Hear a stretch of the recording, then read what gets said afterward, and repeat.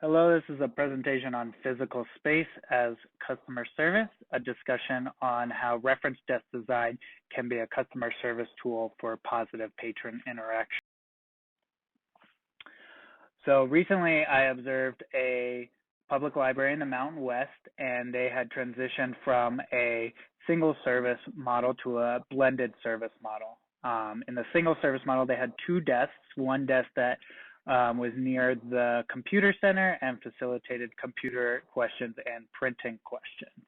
The other desk was near the entrance and facilitated reference interactions or physically accompanying a patron to item they were looking for.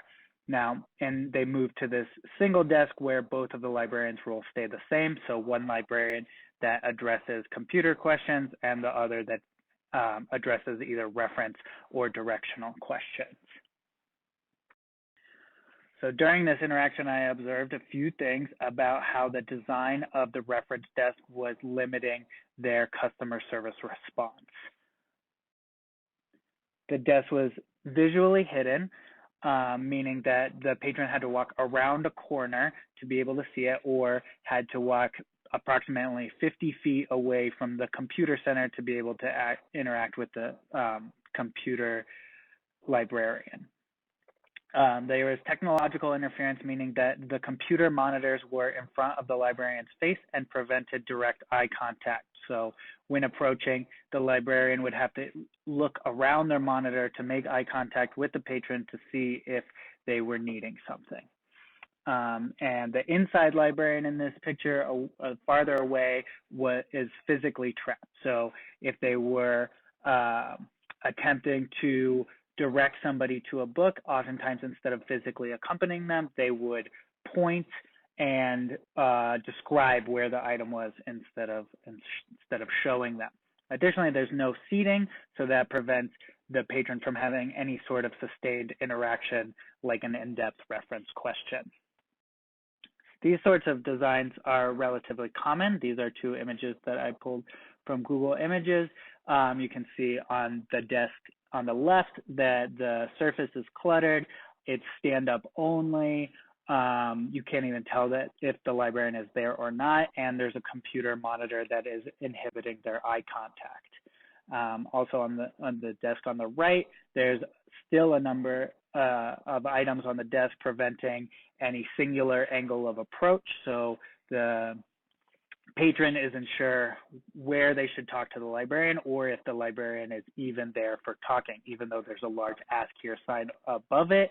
The eye level area is what determines whether somebody will be able to approach another person. Additionally, there's no seating for either of these, so no opportunity for sustained reference interaction.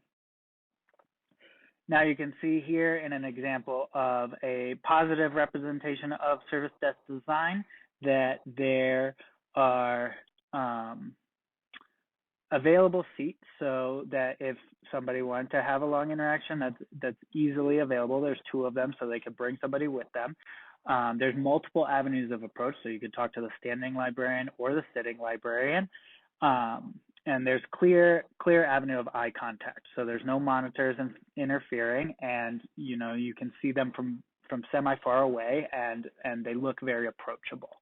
The clear desk space allows somebody, to maybe if they're carrying around 4 books or something that they're going to check out, it still makes the desk space approachable because it's clear that they will be able to put those down during the interaction.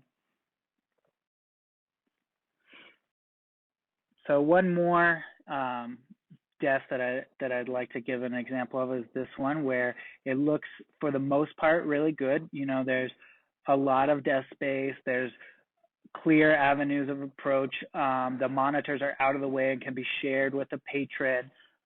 There's just one feature that I think could be easily improved in the design, and that's this barrier right here that prevents the librarian in blue from being able to guide someone to the stacks. So they would have to walk around the librarian in red and then all the way around the desk to get to the stacks, and that might encourage them to give hand directions instead of walking the patron to the physical item. And so these are small changes that have a big impact, um, and they can create a positive customer service interaction without really having to put in too much effort. And I'm sure that a lot of you have received training on the kind of interactions that breed positive customer service.